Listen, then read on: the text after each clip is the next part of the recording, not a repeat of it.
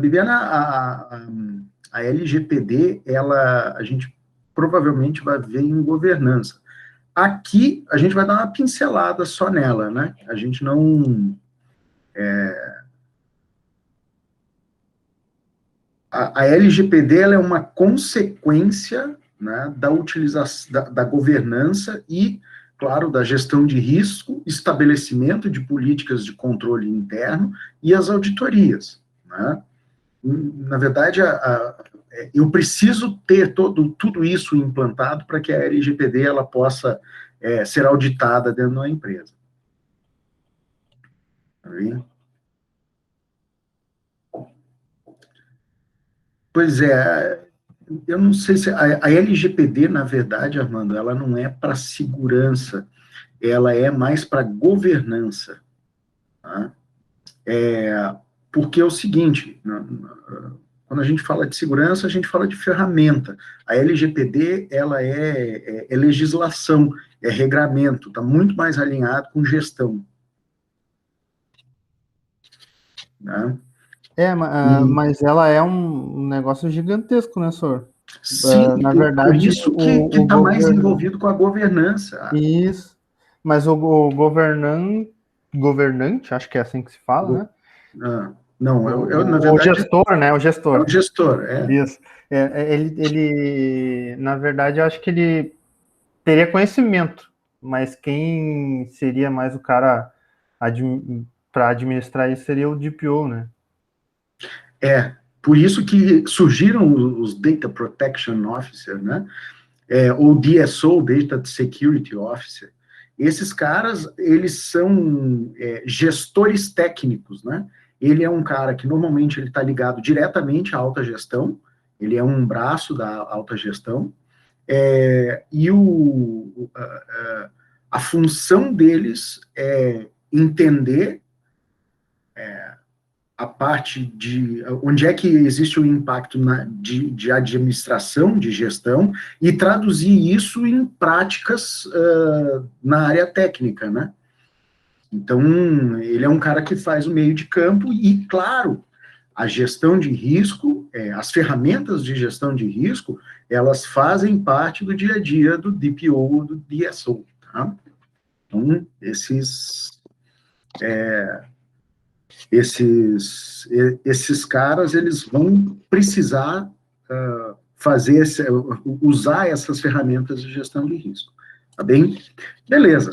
Então, vamos começar a nossa aula aqui, a nossa introdução da introdução.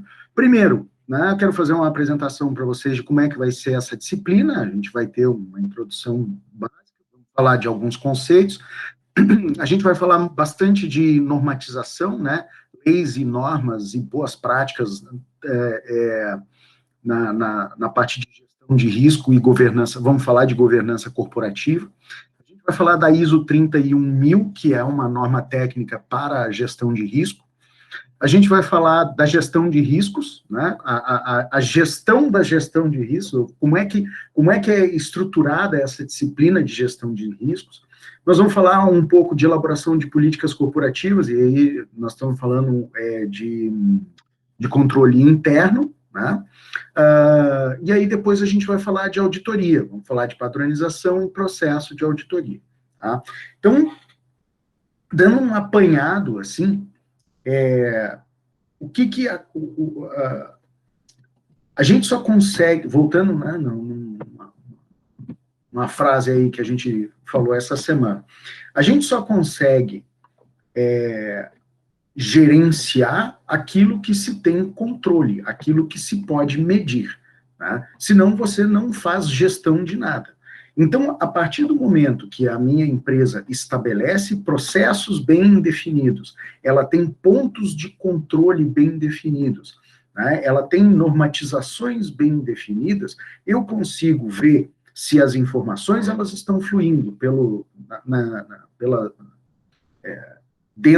de forma correta dentro desses processos e através das pessoas envolvidas e com a utilização das ferramentas, eu consigo, inclusive, medir o desempenho, né, desses processos E eu consigo realizar, então, auditoria em cima desses processos, para verificar se eles estão corretos ou não, e se as saídas desses processos, elas são consistentes ou não, tá certo?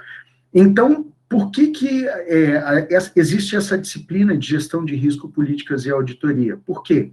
Porque eu tenho que estabelecer controles internos, desculpem, para todos os processos, e dentro da execução desses processos, tudo que eu faço tem risco, né? E é um negócio que a gente vai ver ali na frente. E a partir do momento que eu consigo identificar quais são os riscos envolvidos, né, no meu processo, eu consigo estabelecer políticas mais claras, eu consigo mensurar qual é o grau de risco com o qual eu estou lidando, estabelecer políticas ou ações, né, para mitigação desses riscos, e com os controles internos, eu também consigo auditar para ver se tudo foi feito de forma satisfatória e com conformidade com a regulamentação, legislação, enfim, todo aquele blá, blá, blá. Mas beleza, vamos começar pelo começo. O que é risco? Tá? O risco, por definição, é a probabilidade que um evento futuro ou conjunto de eventos ocorra. Também, por definição, o risco é a exposição à mudança, que pode levar a fatos indesejados ou inesperados. Né? Então, quando a gente fala de risco, a gente está falando de acontecimentos incertos. Tá? Só que esses acontecimentos incertos, a gente consegue quantificar e qualificar eles. Tá bem? Beleza. Então, o risco, ele é uma propriedade objetiva de um evento ou atividade relativa à probabilidade de ocorrência de um evento adverso bem definido, como também é uma construção social e cultural. O Marcos Assi escreveu um dos livros da bibliografia da nossa disciplina. Vamos entender melhor o que ele quis dizer aqui. O risco é uma propriedade objetiva. Então, beleza. Correr o risco ou a possibilidade de acontecer, de correr riscos, né, é algo objetivo. Então, ou é sim ou é não. Ou você aceita correr risco, ou você arrisca na execução de alguma coisa, enfim. Né, se você sair num dia qualquer, existe um risco de chuva. Né? Então, a gente sabe qual é a probabilidade de que chova, né? De acordo com a previsão meteorológica. Quando vocês pegam lá, diz lá, ó, hoje tem 80% de chuva. Isso quer dizer, né, que é mais provável que chova do que não chova. Então, o que vocês vão fazer? Vocês vão levar um guarda-chuva. E se tiver lá 20% de probabilidade de chuva, qual é a decisão que vocês provavelmente tomem?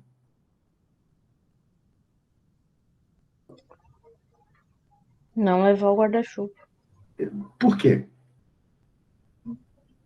Porque a gente tem certeza que não vai se molhar. O risco é menor. Porque o risco é menor. Exatamente. Então, vocês entendem que o risco é uma propriedade objetiva, né? Você aceita correr o risco, aí você olha lá, 20% de probabilidade de chuva. Aí você fala, não vou levar porra nenhuma esse guarda-chuva. O que acontece? Cai aquela bomba d'água. Você aceitou correr o risco. Né? Você sabia que existia uma possibilidade, podia ser remota, daquilo acontecer. Mas aconteceu. Então, você aceitou correr o risco. Tá? Então, é uma construção social e cultural, correr riscos. Né? Então, de acordo com a nossa origem, né, seja ela regional, seja ela familiar, enfim, a gente aceita correr mais riscos ou não. Exemplo, né? Alguém já viu aquelas imagens de trem na Índia?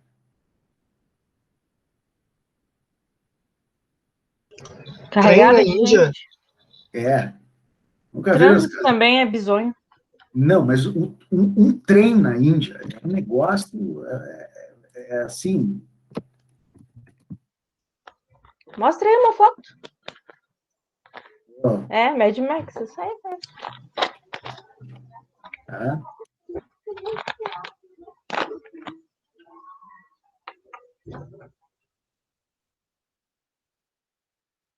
É algo parecido assim. Isso é zoeira. Então, a pergunta que eu faço para vocês vocês conseguem imaginar em Porto Alegre uma situação como essa? Uma verdade, Rua. Vocês Não. conseguem? Nem quero.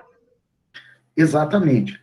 Então, culturalmente, o indiano, para ele não é um problema correr risco pendurado no trem, entendeu? Mas para nós brasileiros, sim. Então, por isso que tem esse componente cultural do risco. Tá? São Paulo falta pouco. Não, mas o Rio de Janeiro é massa, cara. É? Rio de Janeiro é massa. Rio de Janeiro, nego vai pendurado no ônibus, no trem, nego surfa até no táxi, cara.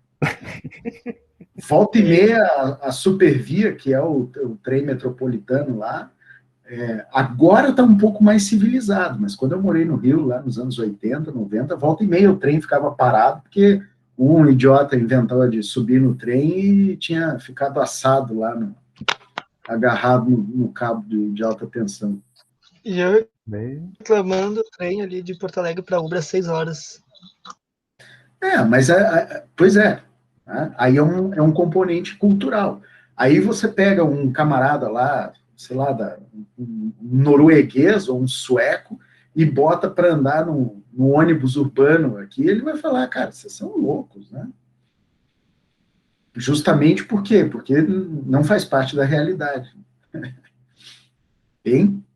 Mas então, vamos para o risco. Ele também pode ser uma possibilidade de um acontecimento incerto, fortuito ou acidental, independente da vontade, e danoso, onde eu preciso incorrer em perda. E está associado à lei de probabilidade, podendo incorrer em fatos novos e inesperados. Então, o risco é algo possível de acontecer, é algo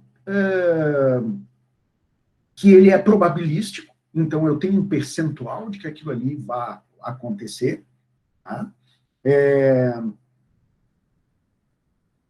E ele pode incorrer em fatos novos e inesperados. Então,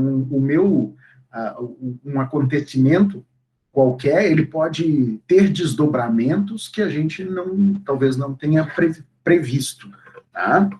Então, só que a gente sabe que o risco ele é algo possível de acontecer, tá certo? Por exemplo, eu coloco um copo aqui em cima da minha mesa, do lado do meu notebook. Tá? Esse copo está vazio. E eu estou dando aula para vocês, certo? Se eu estiver dando aula para vocês aqui, né, e gesticulando, qual é a probabilidade de eu bater nesse copo e esse copo se quebrar?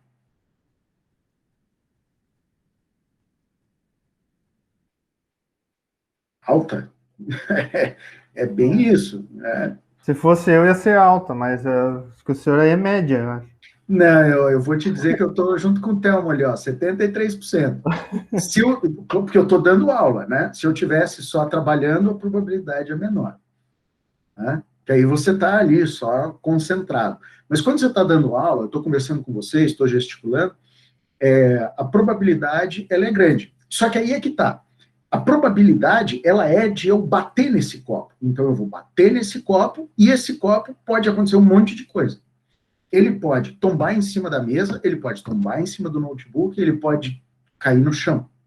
Tá? Se ele tombar em cima da mesa, existe uma probabilidade menor de ele quebrar. Tá? Mas ele pode, ainda existe risco de ele quebrar. Se ele cair em cima do notebook, existe uma probabilidade menor de ele quebrar. Tá? Porque o notebook é plástico e as teclas ainda vão amortecer esse copo. Se ele cair no chão, a probabilidade de quebrar é quase de 100%. A não ser que ele seja um Duralex, né? Bibi. Por isso que e eu não estou levando em conta que ele tem líquido, né? Se a gente colocar líquido dentro do copo, as probabilidades elas já vão ser diferentes. E os desdobramentos, eles vão ser diferentes. Porque aí, como o Thelmo colocou ali, se eu tiver um copo com água e eu bater nesse copo em cima da mesa, né, eu vou molhar a mesa. Se eu bater, e aí o copo pode quebrar ou não. Se eu bater com o copo e derrubar em cima do notebook, eu posso... a probabilidade de danificar o copo é pequena, mas a probabilidade de danificar o notebook é gigante. Né? Então, a gente vai vendo todos os desdobramentos de uma determinada situação. E aí, claro, se eu bater no copo e ele cair no chão, além de molhar o chão, ele vai quebrar. E aí, eu ainda posso me cortar, né, porque aí vai voar caco para tudo que é lado, e eu ainda vou fazer uma molhaceira, né, e a patroa ainda vai me fazer dormir com o cachorro, né, lá na sala. Então, o risco, ele é inerente a qualquer atividade de qualquer natureza. Então, tudo, absolutamente, a partir do momento que vocês nasceram, vocês estão correndo risco. Tá? Quantas histórias aí vocês já ouviram que o camarada estava caminhando na rua e, de repente, do nada, né, o cara capotou e caiu por cima. Aconteceu, acho que em 2016, quantos moram em Porto Alegre?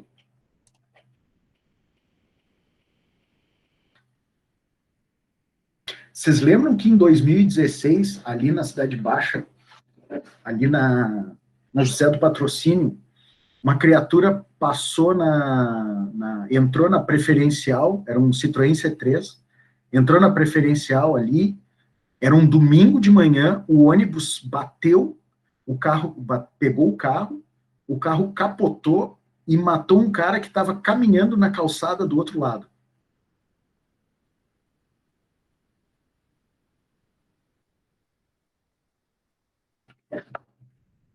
Alguém lembra desse caos? Era um Citroën C3 Bordeaux. O cara avançou assim e vinha o ônibus pegou, deu no meio do carro, o carro capotou e tinha um cara caminhando na rua do outro lado. Aí a pergunta que eu faço para vocês, num domingo de manhã, qual é a probabilidade, né, de uma situação como essa acontecer? Tá? Isso parece muito premonição, senhor. Vocês estão vendo filme demais. Não, mas eu acho que assim, cara, o lá de cima sabe o que faz, entendeu? A hora que ele fala, vem filho, É o pior que acontece mesmo, né? Tem muito acidente de trânsito de pneu de caminhão que sai e acerta um motoqueiro. Já aconteceu também. Pneu de carro na estrada. Pois é. Tem um vídeo que há uns tempos circulou no WhatsApp, uns tempos atrás. O cara vem assim, ó, na pista da direita, em São Paulo, na Marginal. Bem devagarinho, assim, chovendo. Cara, no sentido contrário, um carro perdeu a roda bateu no canteiro central, passou 3 filas de carro e pega na cabeça do cara. Assim, só dá são 2 motos, o cara que vem atrás, vem filmando, e de repente passa aquele pneu e leva junto, né? O cara, a moto e tudo. Então, risco sempre vai existir. Só que a probabilidade de um acontecimento, né, é que a gente vai conseguir quantificar. Beleza. Quando a gente fala de gestão de risco operacional, existe uma cadeia de ações que nós vamos estudar a fundo. Tá? A primeira coisa que eu tenho que fazer é identificar quais são os riscos que eu tenho envolvidos em qualquer coisa. A partir do momento que eu tenho uma empresa, exemplo, né?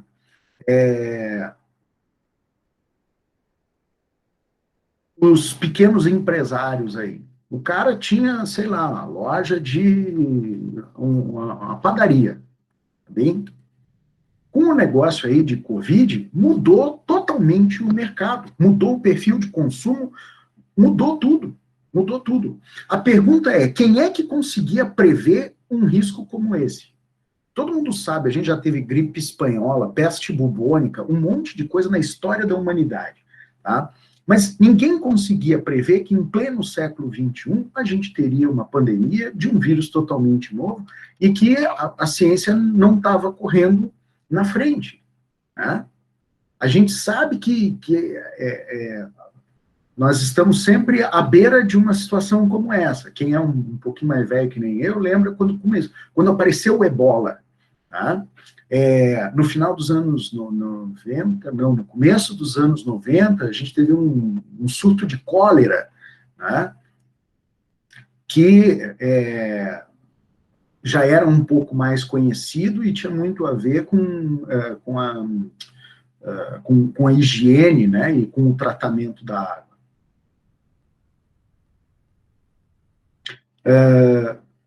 Então,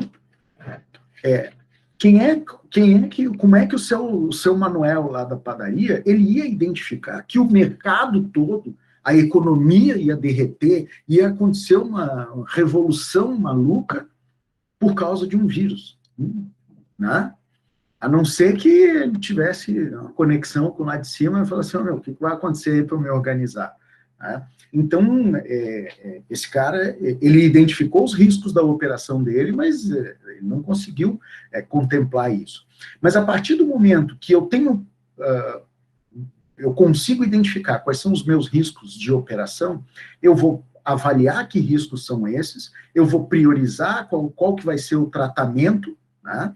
Eu vou priorizar que riscos deverão ser tratados mais prioritariamente, eu vou definir quais serão as estratégias, né, e qual será o meu plano de ação para mitigar esses riscos, eu vou comunicar e vou monitorar esses riscos, tá certo? Eu preciso acompanhar, eu preciso olhar para eles no meu dia a dia. História do Jonathan aí, cara, vai fazer o quê, né? Tem hora que e tem hora que não né? Para ir. Exatamente. Quem é que ia prever, né? Que a gente nós vamos comemorar um ano parados. Se eu não me engano, foi dia 17, né? Que parou tudo. 15. Não, mas eu acho que eu trabalhei. Sim, vocês. Bibi. Essa aí faz parte, né? Diz que sempre os anos 20 eles são complicados. Jonathan, eu me lembro, foi um negócio meio maluco, assim, porque ninguém previu que a gente ia ter que trabalhar, assim, da noite para o dia, e falar assim, ó, cara, ninguém mais sai de casa. Eu acho que foi quarta-feira a última aula, e eu me lembro que eu trabalhei Não, Juan, não foi uma semana, não. Porque os primeiros casos que foram monitorados foram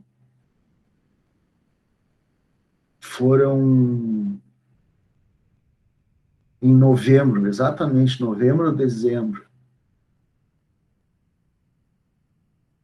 Marcos lá, foi dia 17, Isso. Claro, né? Estourou em fevereiro, por quê? Primeiro, Ano Novo Chinês, que aí todos os executivos que trabalham, e todos os chineses que moram no mundo inteiro, né? Principalmente na Europa, eles voltaram para a China, e quando voltaram para a Europa e para os outros países onde moram, né, acabaram disseminando. E aí, aqui no Brasil, chegou o Carnaval e a galera... Mas, pelo amor de Deus, não vamos muito longe, né? O que foi este último Carnaval? Né? O pessoal realmente rasgou a bandeira. Né? Ninguém... Acho que foi bastante irresponsável. Totalmente responsável, senhor, totalmente. Pois é. Foi ridículo a situação. Tu via nas praias uma galera, tipo, indo de boa, assim. Eu vi pelas notícias que teve praias que a polícia teve que chegar lá e pedir para todo mundo sair, porque, tipo, tá uma aglomeração de gente que... Até pessoas que foram na praia que eu conheço também se assustaram, porque foi muita gente, muita gente, muita gente. E uma coisa que aí, já aproveitando que a gente está falando um pouco disso, já que a gente está falando de gestão de risco, eu vou botar uma pimentinha aqui na nossa discussão. Né? A gente consegue ver que o poder público ele está um pouco perdido, né, nas suas ações, quando o camarada ele fala do seguinte: olha, nós vamos limitar os horários de funcionamento de estabelecimentos, como mercados e outras coisas, que são essenciais. O problema é que quanto menos tempo você atende, né, você não vai atender a mesma quantidade de pessoas, mas você vai aumentar a densidade, né?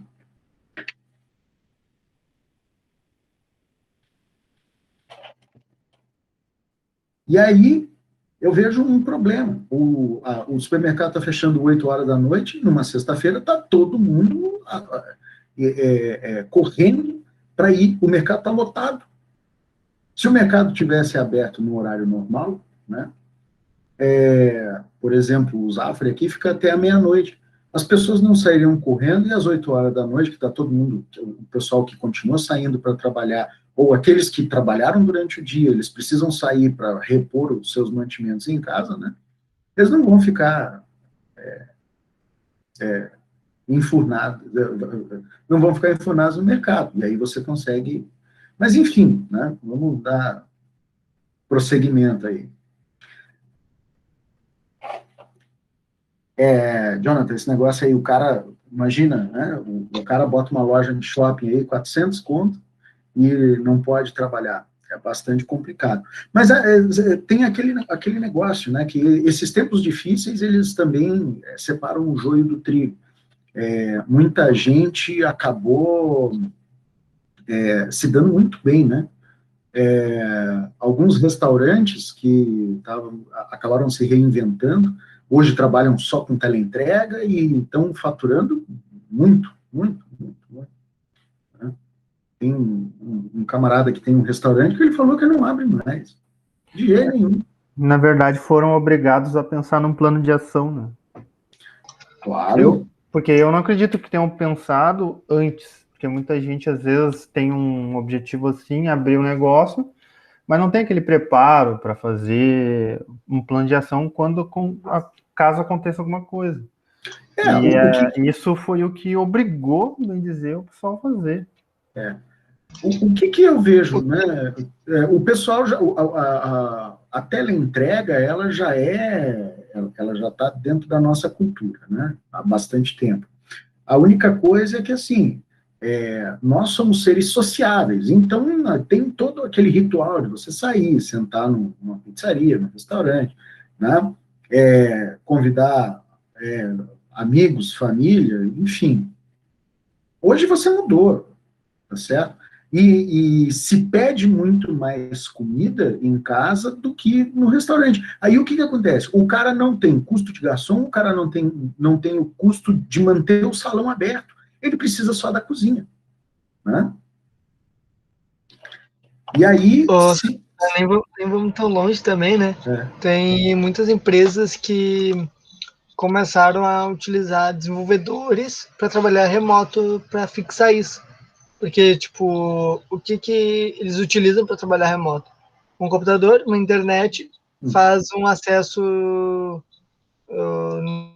no servidor, ou programa pelo próprio computador, e não tem custo de transporte, diminui outros custos também de estabelecimento. A área de TI, e aí eu me incluo nessa, né? Há muitos anos se fala de home office, né, o trabalho remoto, ele já é uma realidade. Só que os gestores sempre foram muito resistentes, porque, de certa forma, eles perdem a capacidade de ver se de controlar o funcionário. O que é uma mentira, né? Porque você só precisa controlar o trabalho do funcionário de maneira diferente. Tá? Então, empresas que tinham uma mentalidade um pouco mais aberta, e a gente vai falar um pouco de cultura organizacional, para elas foi fantástico, entendeu? Porque era um negócio que hoje o cara só vai na empresa se ele tiver que mexer no servidor. Falando, não, ó, queimou lá, a gente vai trocar lá. Não, beleza, o cara vai lá, faz e vai embora. Porque todo o resto o cara faz sentado, né, aqui, na frente do computador. E até a própria educação, ela mudou. Né? A única coisa que eu ainda vejo que é um desafio é a utilização de recursos, né, de aprendizado. A gente que é da área de TI tem um pouco mais de recurso. Agora, por exemplo, para a educação infantil é bem complicado, porque você não tem uma interação direta do professor com o aluno. Tá? Então, você depende que o pai esteja com a criança para ele poder desenvolver aquelas atividades que quem desenvolveria seria a tia na escola. A gente que já está crescidinho, né, é mais tranquilo. Vamos lá, aqui que vocês... esse povo se entende. Não tem como fazer de outra forma. O que vocês vão ter que fazer é live, né, bicho? Vão ter que investir num formato diferente, né? Como é que é? YouTube bombando live. Pois é. Os artistas aí, eles continuam... Qual é o formato hoje de faturamento desses caras que não podem mais fazer show? Claro que o show vai um monte de dinheiro, mas o cara, para poder pagar as contas dele... Então, o que ele faz? Faz as lives e coloca o conteúdo dele, né, a produção sonora dele, num Spotify da vida e ganha por reprodução. Né? Então, acho que mudou a maneira com que os negócios acontecem, com que a gente se relaciona, né? Mas isso que a Viviane falou também, eu vi muitos artistas que se reinventaram e, tipo, criaram videoclipe, e cresceu bastante também, foi podcast, né? Todo mundo começou a fazer podcast. E hoje você tem ferramentas que elas são simples de usar, entendeu? E elas te dão todos os recursos para você conseguir atingir o seu público-alvo. Claro que você tem que mudar um pouco a maneira com que você corre atrás, né? Mas eu acho que é um desafio interessante. Vamos seguir aqui. Uma coisa que é bastante interessante, que na história da administração, sempre quando a gente falava de risco, sempre falava de incerteza. Não sei o quê, porque é arriscado. Ou então, isso é um risco. Só que um cara chamado Frank Knight, em 1921, ele, dentro dos conceitos de administração, ele conseguiu separar o risco de incerteza, né? Ou pelo menos dizer que o risco ele é uma incerteza mensurável, tá certo? Então, porque o risco ele tem possibilidade de resultados mensuráveis e probabilísticos. Eu tenho como calcular o risco, eu tenho como calcular a probabilidade de um determinado evento acontecer, né? E um evento incerto, ele não é imensurável. Ele não é mensurável, ele é imensurável. Tá? Então, isso são duas coisas que são bem... O risco, ele é calculado. E quando a gente fala de incerteza, ele não pode ser medido. A incerteza, ela não é medida. Tá? Então, com isso, surgiu a gestão de risco enquanto disciplina, onde se aplica o conceito de resiliência. O que é resiliência? A resiliência de um determinado material é a resistência a choques ou impactos. Então, a capacidade de não deformação, né, ou, em caso de deformação, a a capacidade de voltar ao estado original, depois de um evento, tá certo? Então, quando a gente fala de gestão de risco e fala de gestão de resiliência, a gente está falando de desenvolver uma capacidade empresarial de enfrentar adversidades e sobreviver a elas. Então, o que eu tenho que fazer? Eu tenho que olhar para os riscos e procurar contornar, eu tenho que desenvolver meios de contornar esses riscos, eu tenho que tentar pensar em todas as possibilidades de acontecimentos. Vamos lá, qual é a probabilidade de cair um asteroide agora na Terra e matar todo mundo?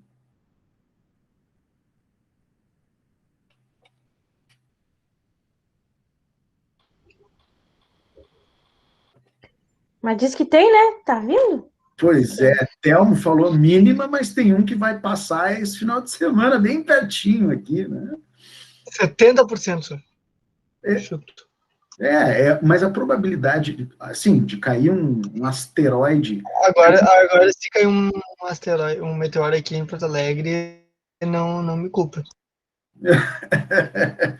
Mas a probabilidade de cair alguma coisa, assim, que vá matar todo mundo, né, nesse final de semana, é claro, ela é mínima.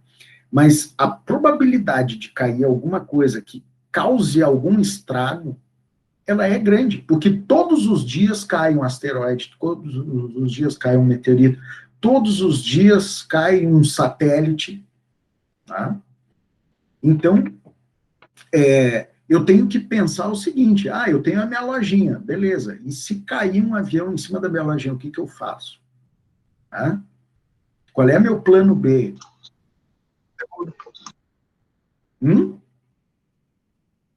Seguro? Beleza, é um plano. E uma coisa que eu acho interessante é o seguinte, vocês já se perguntaram qual é a função do seguro?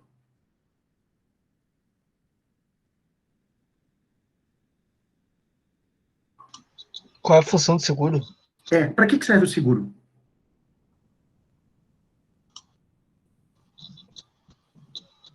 Serve para... Pode falar, Bia. Para cobrir as perdas, se tu teve alguma? Seguro serve para cobrir a perda, se eu tive alguma. Jonathan botou ali, seguro é aquela coisa que você paga, mas nunca quer usar. Isso é fato. Tá?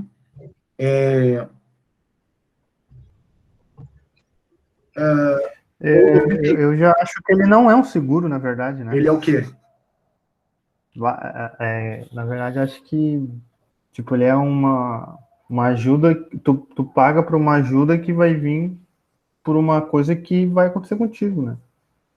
Não é uma ajuda. Você está pagando por aquilo. É algo que tipo, vai te ressarcir, então. Tá. É um investimento que vai receber até dar um desastre. É que seguro é meio estranho de falar. Tá, vamos lá. Comprei um carro, fiz seguro do carro. Tá? Aliás, comprei um carro e não... tá ali, o Marcos já entrou, é um caso de análise de risco, ok. Tá? Jonathan, o seguro não vai impedir de bater o carro. Claro, não vai. Mas eu comprei um carro, tá? E não fiz seguro. Eu saí, qual é a probabilidade de eu bater ou alguém me bater? A mesma do que se tivesse com seguro. Tá bem, mas então existe um risco, não é isso? Sim. Tá. Se acontecer esse negócio e eu não tiver seguro, a perda é de quem? Tua. Se acontecer um evento desse e eu tiver seguro, a perda é de quem? Tua também. Porque tu já tá pagando seguro. Bom, vai ser bem menor, mas vai ser tua também. Tudo bem. Só que vamos lá. Eu pago no seguro do meu carro 4% do valor do carro, é isso? Não, mais. Vai ser da seguradora, mas eles vão analisar se realmente vai estar cobrindo aquilo ali ou não. Tá, mas aonde é que eu quero chegar? Tá? Se existe um risco de acontecer alguma coisa que pode me gerar perda, e eu contrato um seguro, o que eu fiz? Preveniu. Então, prevenção de risco. Eu terceirizei o risco. O risco não é meu, o risco não é mais meu. O risco é da seguradora. Mas entendeu? Tu não estaria arriscando em fazer um seguro, porque tu tá pagando o seguro. E se não acontece nada com o teu carro? Beleza, é o lucro da seguradora. Agora, se acontecer alguma coisa, ela tem que pagar um carro de 65 mil. Pensa no teu INSS, tu paga a vida inteira, mas daí tu morre antes de aposentar. É a mesma coisa. Né? A diferença é que um tu é obrigado, outro não, né? Não, tu não é obrigado a pagar, mas a empresa te obriga, né? Não, se você é seletista, sim. Mas vamos lá, o seguro do carro eu estou pagando porque eu vou terceirizar o risco, entendeu? Eu vou pagar um valor pequeno, tá? Vou pagar, sei lá, 3 mil reais, e se eu bater o carro e der perda total, quem vai tirar 70 mil reais do bolso para pagar um carro novo não vai ser eu. Entendeu? Então, na verdade, eu estou pagando por um serviço de terceirização de risco. Aí é que está a sacada. Por quê? Porque se eu bater o meu carro, vamos dizer assim, se tiver reparo, menos mal, mas eu vou ter que gastar, sei lá, 5, 10, 20. Agora, se der perda total, eu perdi todo o meu patrimônio, que não é patrimônio, o carro é serviço, né? Mas eu perdi aquele bem. Perdi. Vou fazer o quê? Vou vender a preço de... Né? A minha perda é muito grande. Vou vender por 5, 10 conto ali no desmanche. Tá? E aí vou lá, vou ter que tirar dinheiro. Vou vender aqui. Tá? Então, essa que é a grande sacada. Então, a gestão de risco, ela serve para isso, para eu identificar onde existe o risco e eu decidir qual é a melhor maneira de mitigar o risco. Tá certo? Beleza. Só que para que tudo isso funcione, eu tenho que pensar em controles internos, ou seja, em mecanismos de controles internos, e a realização de auditoria em cima dos dados que passam por esses controles. Tá? O que é o controle interno? É um plano de organização e todos os métodos e medidas adotadas na empresa para salvaguardar os seus ativos. Então, a partir do momento que eu tenho um notebook funcional, que tem um número de patrimônio, e esse notebook, quando eu entrei na empresa, ele foi me entregue em mãos, né? E eu assinei dizendo que eu recebi, existe um mecanismo de controle interno que diz que o patrimônio da empresa, ele vai ser disponibilizado para o funcionário, para que ele execute as suas tarefas. Só que eu preciso ter mecanismos de controle interno para proteger esse ativo. Esse ativo está me fazendo trabalhar para a empresa e gerar um rendimento para a empresa através dos serviços prestados. Se eu perder ou se eu danificar esse notebook aqui, dependendo da situação, eu serei responsabilizado e eu vou ter que indenizar a empresa. Não é isso? Então, ela está salvaguardando os seus ativos. Isso aqui é um ativo da empresa. Tá? E também verificar a exatidão e fidelidade dos dados contábeis. Então, quando a gente fala de contábil, não é só dinheiro, mas também é dinheiro, né? Porque qualquer coisa que você compre dentro de uma empresa tem um valor. O notebook foi comprado, sei lá, por 5 mil reais. Tá? Então, ao longo do tempo, existe um cálculo de depreciação. Então, esse ativo ele vai perdendo valor ao longo do tempo. Por quê? Porque ele não entrega a mesma experiência que ele entregava na data que ele foi comprado. Tá? Então, se daqui a 5 anos, ou seja, chegou no final da vida útil, esse negócio já depreciou, e eu, sei lá, perdi o notebook, eu quebrei, aconteceu alguma coisa. A empresa, ela vai me cobrar? Sim, só que eu vou indenizar a empresa dentro do valor calculado daquele ativo. Eu não vou pagar um notebook novo. Mas a empresa, ela pode me descontar, sei lá, um valor de R$ 1.500 referente ao valor depreciado daquele notebook. Isso é um exemplo, tá? E desenvolver eficiência nas operações e estimular o segmento das políticas executivas prescritas. Então, o controle interno, ele também precisa desenvolver, tem como finalidade, né, desenvolver eficiência na operação. Então, beleza, eu tenho uma série de mecanismos até para controlar, esse notebook, ele foi adquirido, né, através de uma licitação, entrou com a nota fiscal, foi colocado em estoque, o pessoal distribuiu isso aqui, né, e tudo isso está dentro de um software lá de gestão, onde eu consigo pegar todo o histórico, né, eu tenho a informação armazenada de maneira eficiente e ela está de acordo com as políticas executivas. Então, beleza, os novos funcionários vão receber um determinado número de notebooks, né? Os funcionários mais antigos que precisarem modernizar os seus equipamentos, eles vão receber no próximo lote que será adquirido, e assim a gente vai mantendo, né, todos os funcionários com equipamentos que estejam adequados ao desenvolvimento das suas funções. Então, para que se desenvolva, para que a gente estabeleça esses mecanismos de controles internos, algumas empresas, elas têm regulamentação, elas têm legislação que regula a maneira com que esses controles eles são estabelecidos, né? Então, por exemplo, empresas de capital aberto, aquelas que têm ação negociada na Bolsa, elas têm que seguir as regras de governança corporativa da CVM, que é a Comissão de Valores Mobiliários, tá certo? Então, para uma empresa ela ter as suas ações negociadas na Bolsa, ela tem que ter todos os mecanismos de controle interno, né, que estão estabelecidos nas regras de governança corporativa da CVM, principalmente no que se refere, me lembrei da Dilma agora, né?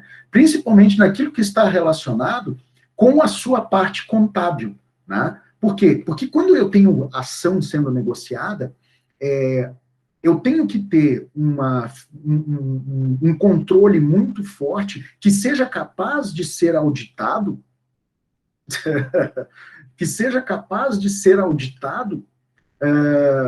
para dar transparência nas operações financeiras daquela empresa e para que as ações dela elas sejam negociadas de forma limpa, né?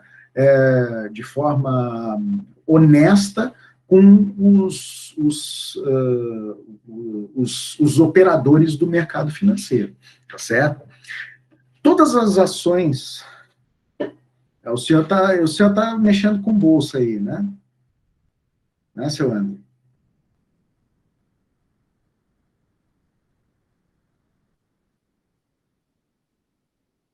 Pois é. Você sabe que a PetroRio hoje deu alegrias, né? A PetroRio abriu em 92 e fechou em 101,06. Agora, algumas coisas vieram junto, mas eu tenho uns papeizinhos aí, eu tinha uns papeizinhos do Triunfo que derreteram 40%. Essas 2 semanas passadas aí foram ruins. Mas voltando, né? Ações negociadas nas bolsas americanas, elas devem seguir uma lei que é a Sarbanes-Oxley. No começo dos anos 2000, muitas empresas tiveram... elas se envolveram em escândalos de fraude contábil, né? Principalmente em empresas de capital aberto que tinham as suas ações negociadas na Bolsa Americana. E aí deu um problema muito grande. E aí o que aconteceu? O governo americano desenvolveu essa lei Sarbanes-Oxley justamente estabelecendo algumas regras, e aí a gente... que são bem parecidas com essas regras de governança corporativa da CVM. Para quê? Para que se pudessem auditar todos os demonstrativos financeiros de maneira clara, né, dentro das empresas, para que não criasse essas bolhas aí.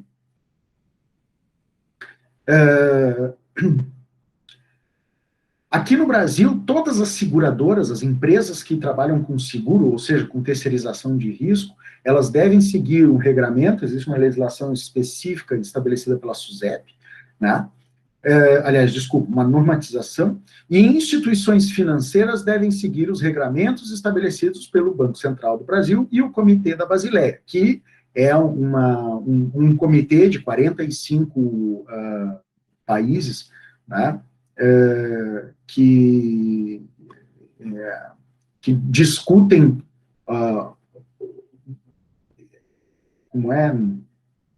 mecanismos de controle e de operação do mercado financeiro, tá certo? Então, esse comitê é como se fosse um comitê de bancos centrais, tá?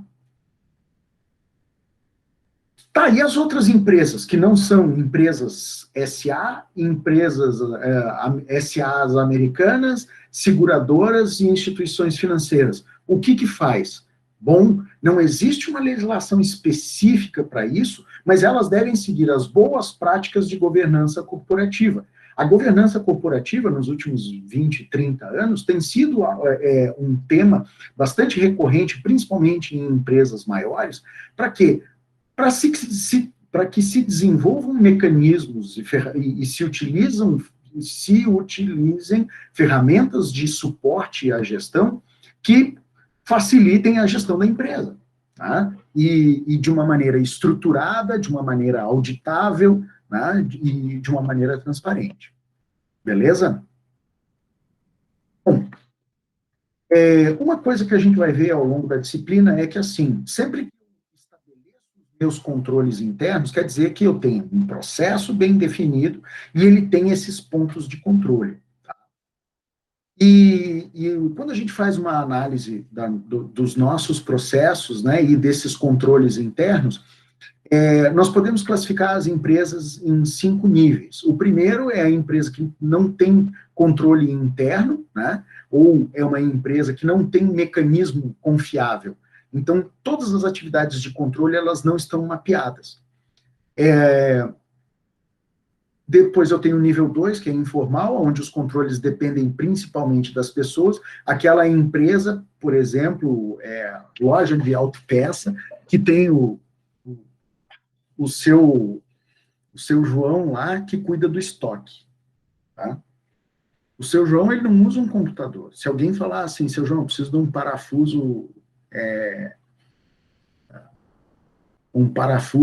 sei lá, um parafuso de meia de 30 centímetros. O seu João sabe onde está e sabe quantos tem. Tá? Não existe um caderninho, não existe um sistema, não tem um computador, não tem nada. Tá? Tá tudo na cabeça dele. Então, existe um nível de controle? Existe, mas ele é informal. Depois eu tenho o padronizado, onde as atividades de controle são mapeadas e implementadas. Tá bom. Tá? Pode ser, o seu João lá tem um caderninho, né, que ele vai anotando lá entrada e saída de peça. Então, existe uma padronização. Se alguém pedir lá, seu João, preciso de um parafuso, tudo bem. Aí ele vai anotar, né, a saída do parafuso, a data e a hora, né, quantas unidades de parafuso e para quem ele entregou. O nível 4 é um monitorizado, onde de tempos em tempos eu vou lá e faço uma auditoria no estoque para saber se o caderninho do seu João lá está fechando, né, com o que tem no estoque, que aí no caderninho ele diz assim, ó, por tudo que entrou e por tudo que saiu, tem que ter 6 parafusos em estoque. Tá? Então, existe um monitoramento a partir do momento que eu pego esse mecanismo de controle, vou lá no estoque e bato. Então, na auditoria, eu vou ver se aquele mecanismo de controle ele está surtindo efeito ou não. E eu tenho o nível otimizado, onde eu vou usar automação e ferramenta para apoiar as atividades de controle interno. Tá? Então, a partir do momento que eu coloco uma etiqueta com código de barra em todos os parafusos, né, na hora que alguém chegar para o seu João tem um computador lá, pediu ele recebeu o pedido pelo computador, pelo sistema de gestão, aí vê que o fulano pegou o parafuso, aí pediu o parafuso, ele vai lá no estoque, pega o parafuso, pega o leitor de código de barra, registra, tá certo? Bota numa caixinha e diz que já está disponível, que o cara pode ir buscar. E aí ele deixa, sei lá, num escaninho. Então, eu tenho um nível de automação e eu estou usando ferramentas de apoio a essa atividade de controle interno. Então, o que acontece? Quando eu precisar fazer um levantamento de estoque, eu não preciso pegar o caderninho do seu João. Eu vou gerar um relatório e vou chegar lá no estoque para olhar. Tá certo? Então, a gente tem um nível de controle maior. Isso aí é bem complicado, né? Loja pequena não tem esse tipo de controle, né? Então, por que em algumas lojas que vocês vão, os equipamentos, ou os objetos, ou, enfim, os produtos de maior valor agregado, eles têm aquelas tags RFID, né?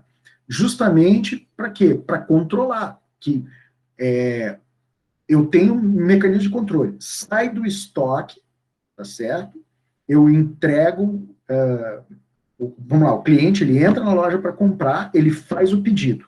Então, o vendedor vai lá e faz o pedido no computador, tá certo?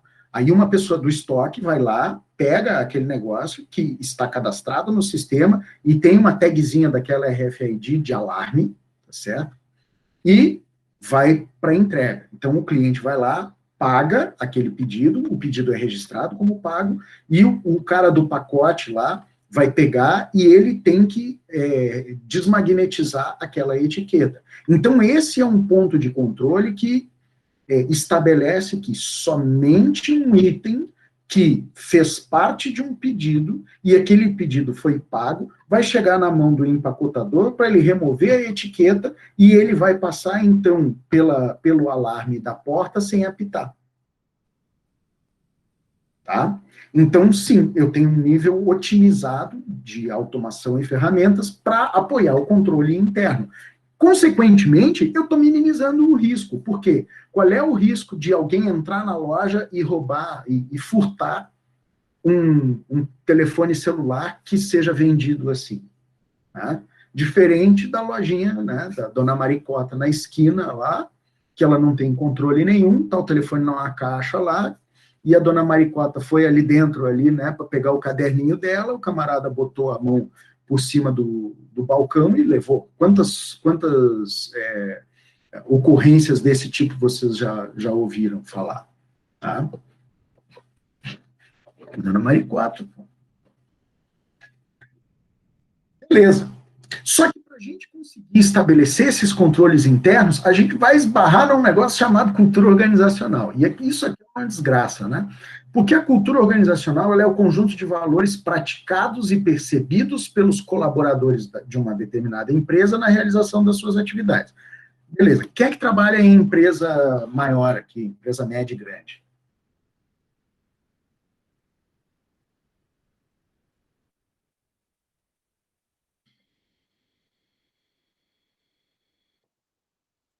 Onde é que vocês trabalham? Diz aí. Abre o coração.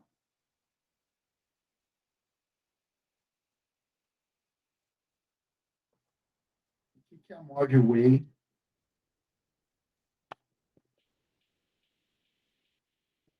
Eu não estou mudo.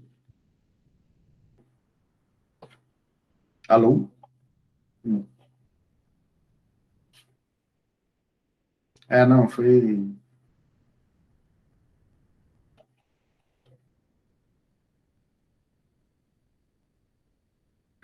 Distribuidora de recarga. Interessante. Eu nunca eu tinha ouvido falar. Não, mas eu acho que foi loucura mesmo aqui, porque eu tô com o fone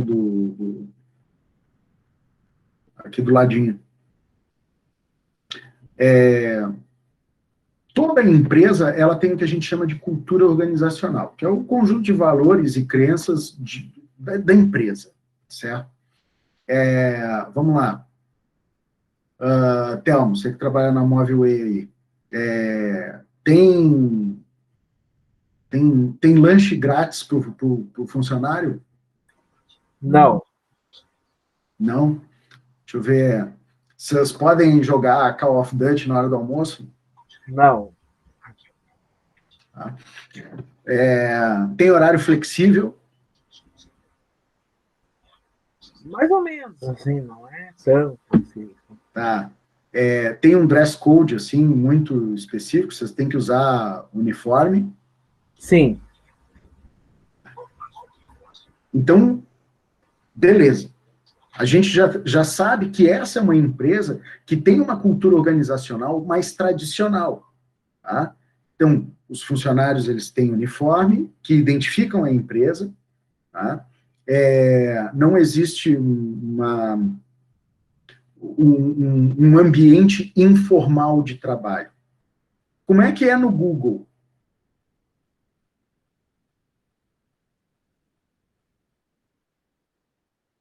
Pedro, eu trabalhei numa empresa que, assim, ó... Moça, Oi. a minha irmã trabalha no Agibank, né? Uhum. E ela diz que no andar dela eles colocaram uma máquina de fliperama para os funcionários poderem desestressar no meio, assim, tá estressado, estressou com algum cliente, vai lá, joga um pouquinho, volta, e segue o baile. Eu tenho um amigo que trabalha na Seven, TI, não sei se vocês conhecem. Agora não, né? Agora tá todo mundo em home office. Mas sexta-feira, chopp. 4 horas da tarde, o chopp estava aberto. Isso tinha uma vez por mês na empresa. Marcos, Adriano Starucci. Opa.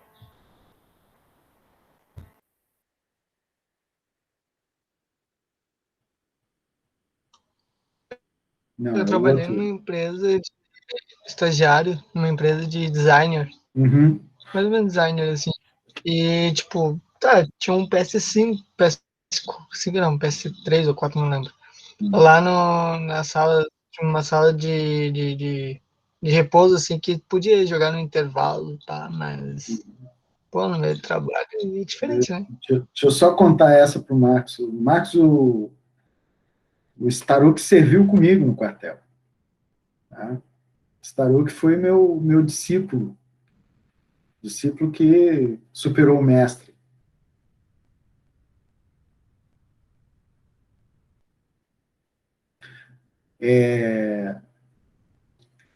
Eu trabalhei numa empresa que, assim, ó, meio-dia, impreterivelmente, isso, ele é o CTO lá, ele é o CTO. Meio-dia, impreterivelmente, certo? A empresa ficava meio longe, então todo mundo pedia lá uma quentinha, né? Sei lá, devia ser 15 merréis, e aí todo mundo pedia. Enquanto a quentinha não chegava, era Call of Duty, mas assim, desesperado, entendeu? E o primeiro era um dos donos, era o dono da empresa, era o primeiro a dizer, começou, mandava no ICQ, faz tempo, né? Não era Call of Duty, não, era... Puta, era um jogo mais antigo desses de... Mas era bacana. Era bacana. Enfim. E aí, a cultura organizacional era essa. Tá? Medal of Honor, não é tão antigo. Doom, não, era mais novo. Isso deve ter sido em 2005. Enfim, era um jogo desses aí. E assim, tinha suco, refrigerante, chocolate, tinha um monte de barrinha de cereal à vontade, né? Só não tinha horário flexível, mas assim, tinha as confraternizações, era um negócio bem tranquilo, assim, sabe? Era uma cultura organizacional diferente. Não tinha dress code, se você quisesse trabalhar de bermuda, desde que não tivesse atendimento com o cliente, podia ir trabalhar de chinelo de dedo. Então, empresas de tecnologia normalmente têm esse perfil. Então, por isso que a cultura organizacional, ela faz parte da dificuldade de implementação dos controles internos. Então, sempre que a gente for elaborar esses controles internos, a gente tem que pensar nas 5 dimensões da cultura organizacional. A primeira é a realização, se ela é uma empresa que pensa só nela mesma, ou é uma empresa mais coletiva, né? O ambiente, ele é orientado para resultado ou para processo? Eu queria chamar a atenção aqui, ó. Qual é a diferença de um ambiente corporativo orientado a resultado para um ambiente orientado a processo? Vocês conseguem me diferenciar?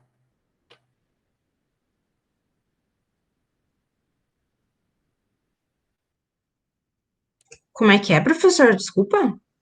Vocês estão viajando ali, falando de Sonic, né? Quando a gente fala de cultura organizacional, como é que a gente consegue diferenciar, por exemplo, um ambiente corporativo orientado para resultado de um ambiente corporativo orientado para processo? Como vocês conseguem olhar para 2 empresas que sejam exatamente os opostos sobre esse aspecto?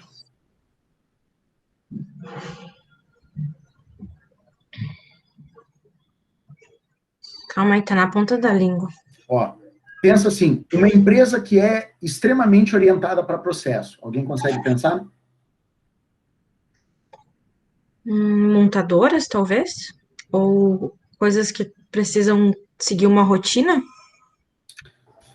Tipo fábrica? Tu não tem... Não necessariamente. Nós estamos falando de cultura. Tá? A gente está falando de cultura. A gente está falando de não da atividade, no caso. Porque assim, processo todo mundo vai ter. Mas tem empresas que dão muita importância para o processo e tem empresas que não dão tanta importância para o processo porque elas dão mais importância para o resultado. Tá? No caso, o processo, o ambiente de trabalho em processo, ele busca inovar ou até fazer algumas coisas diferentes em relação ao trabalho, enquanto o resultado busca manter o resultado ou fazer coisas para ter resultado. Ao contrário. Imaginem o seguinte, quando a gente fala num ambiente que é orientado a resultado, tá?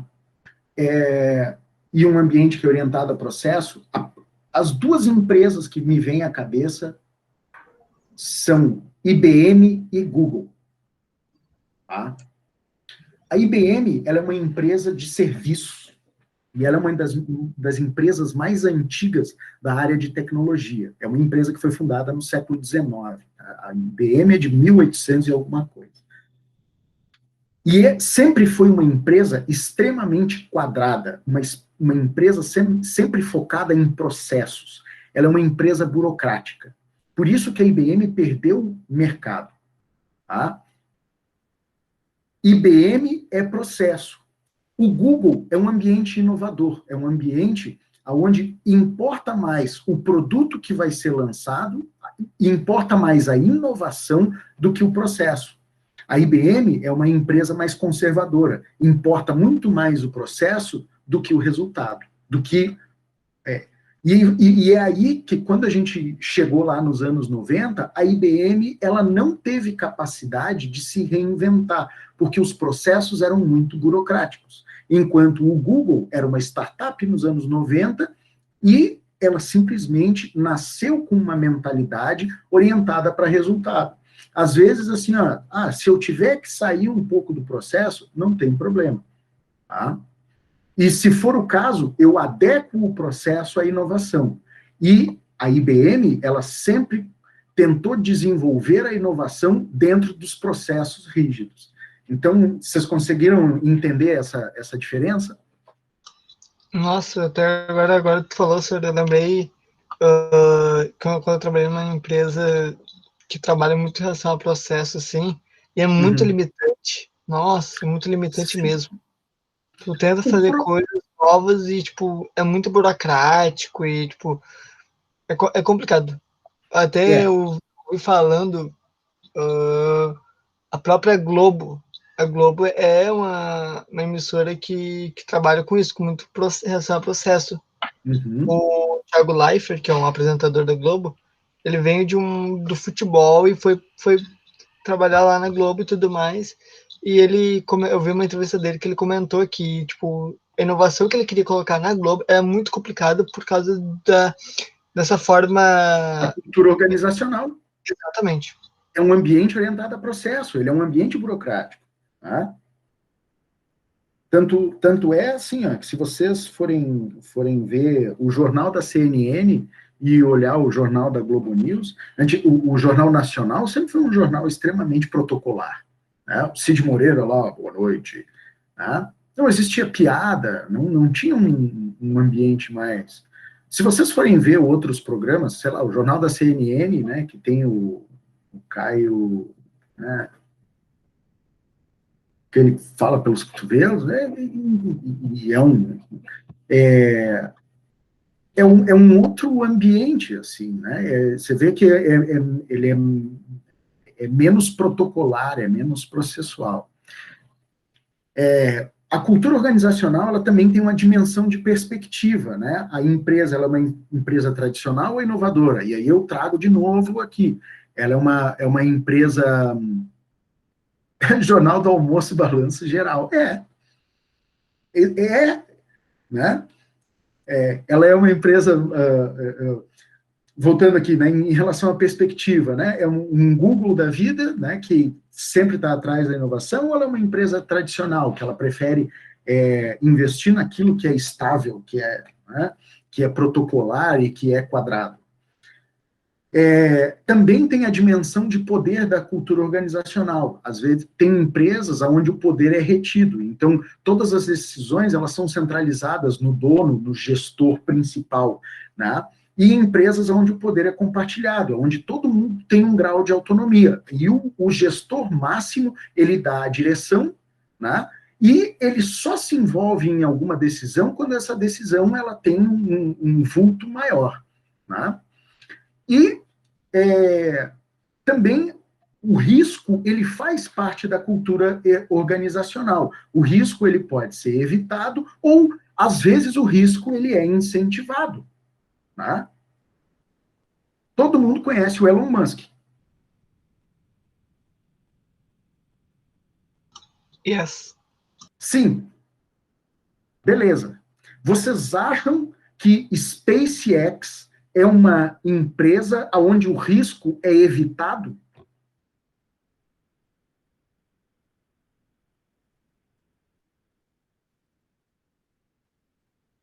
Jamais. O cara está querendo ele quer desenvolver uma nave para levar o pessoal para Marte. Vocês conseguem ver a quantidade de risco?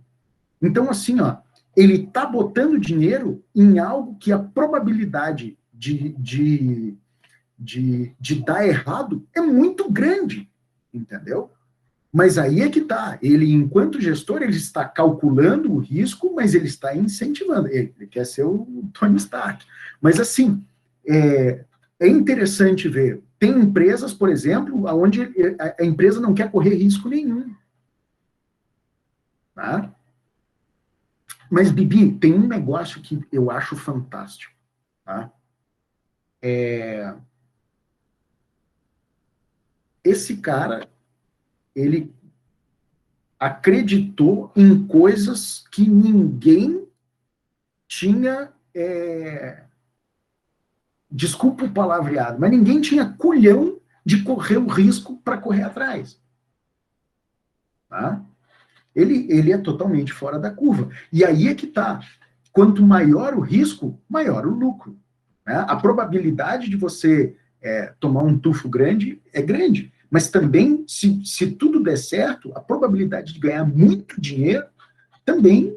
Tá? Então, isso faz parte da cultura organizacional. Se você é uma pessoa que não gosta de risco, que acha que o risco deve ser evitado, você não vai trabalhar na Tesla, na SpaceX ou na Starlink. Né? Por quê? Porque essas empresas elas trabalham com um grau de risco na operação gigante. Tá? O que você vai fazer? Você vai trabalhar no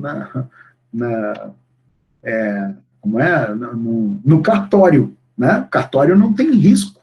O risco ele é evitado. Existem medidas processuais, protocolares, tradicionais, com poder retido, porque só o tabelião pode assinar o documento, e o risco ele tem que ser evitado ao máximo. Né? Como é que chama? Como é que fala esse negócio aí? XC.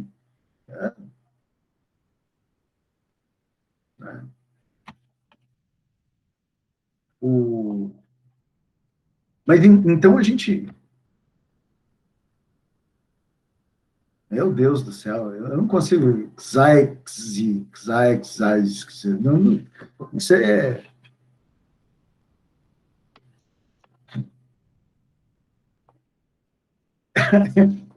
é a nova Viking.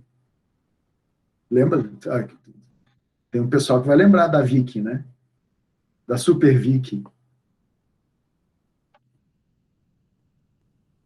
Bibiana, você lembra da Super Viking, né? Fala sério. Olha, não sei não, hein? De quando que é isso? Então o Sersan deve lembrar da Super Viking.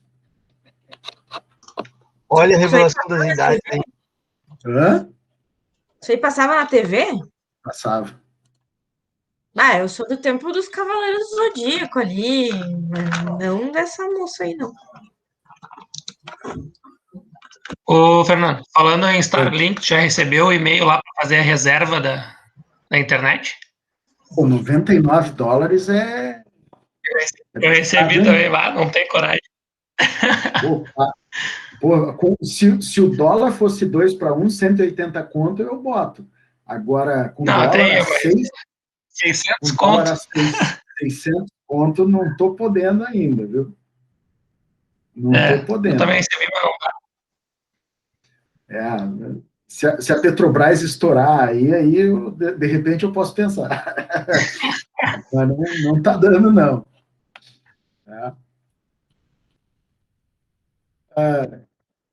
Então, pessoal, o que a gente viu hoje? Né? A gente falou bastante de risco, a gente falou de controle interno, a gente falou de cultura organizacional, e eu achei bem interessante que, apesar de ser um assunto assim de muito blá, blá, blá, vocês participaram, acho que foi uma aula legal.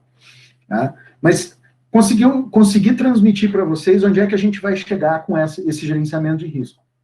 Sim, não, talvez, mais ou menos.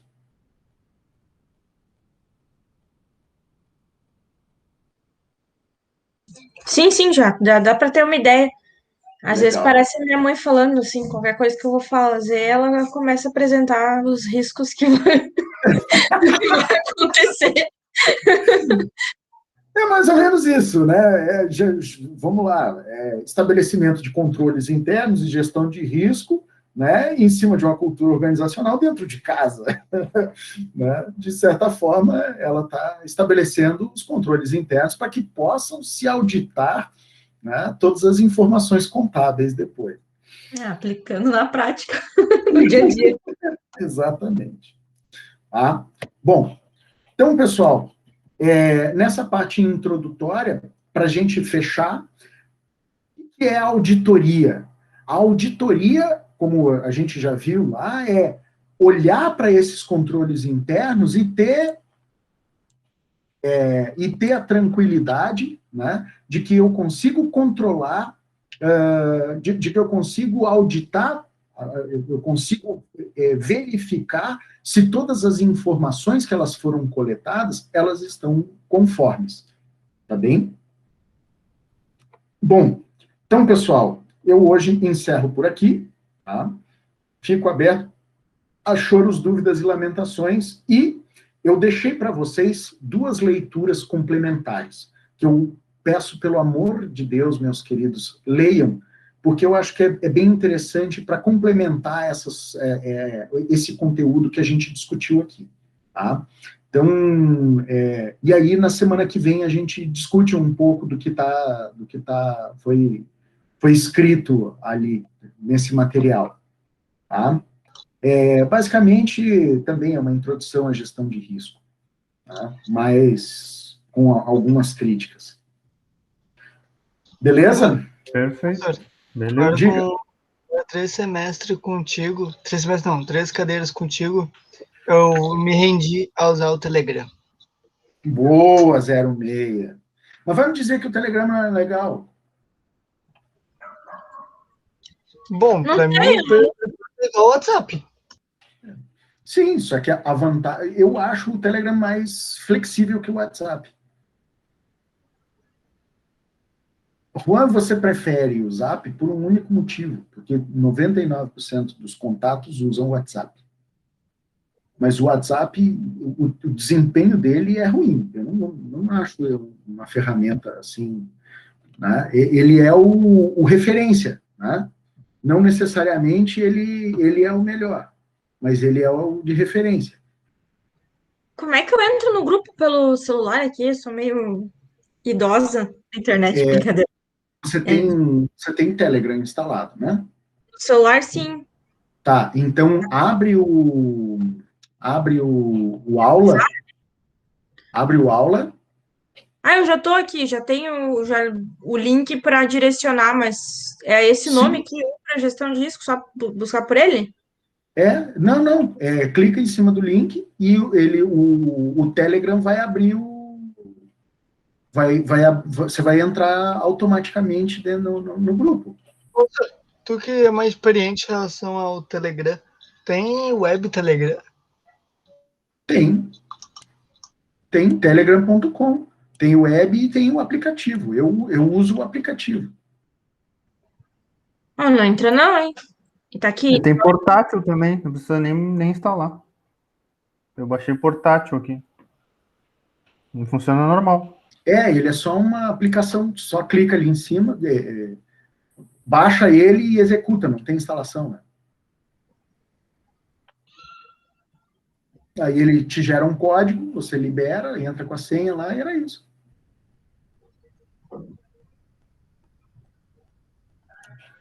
Então tá certo. Mais alguma coisa?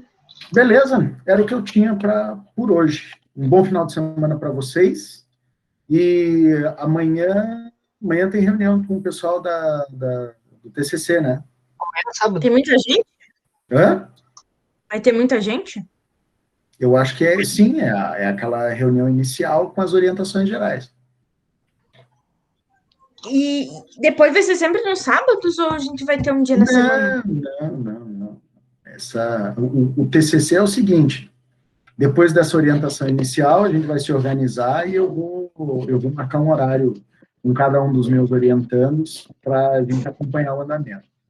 Tem quantos esse semestre? Hã? Tá com quantos esse semestre? 8.